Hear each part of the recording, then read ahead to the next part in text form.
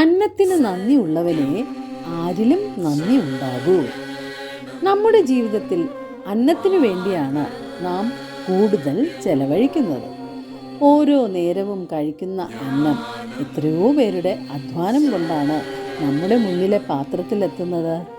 നമുക്ക് അന്നത്തിനു വേണ്ട കാലാവസ്ഥയും പഞ്ചഭൂതങ്ങളെയും സൂര്യനെയും ഒക്കെ സൃഷ്ടിച്ച പ്രപഞ്ച സ്രഷ്ടാവിനോടും കർഷകനോടും കടക്കാരനോടും സാധനം വാങ്ങി ഭക്ഷണം പാകം ചെയ്തു തരുന്ന മാതാപിതാക്കളോടും നമുക്ക് നന്ദി ഉണ്ടാകേണ്ടതുണ്ട്. നാം കഴിക്കുന്ന അന്നത്തെ ബഹുമാനിച്ച് നന്ദിയോടെ കഴിക്കുന്നവന് മാത്രമേ ആരിലും നന്ദി ഉണ്ടാകൂ. നമ്മുടെ മിടുക്കാണെല്ലാം എന്ന് അഹങ്കരിക്കുന്നവർക്ക് കഴിക്കുന്ന അന്നത്തിനോട് പോലും നന്ദി ഉണ്ടാകണമെന്നില്ല.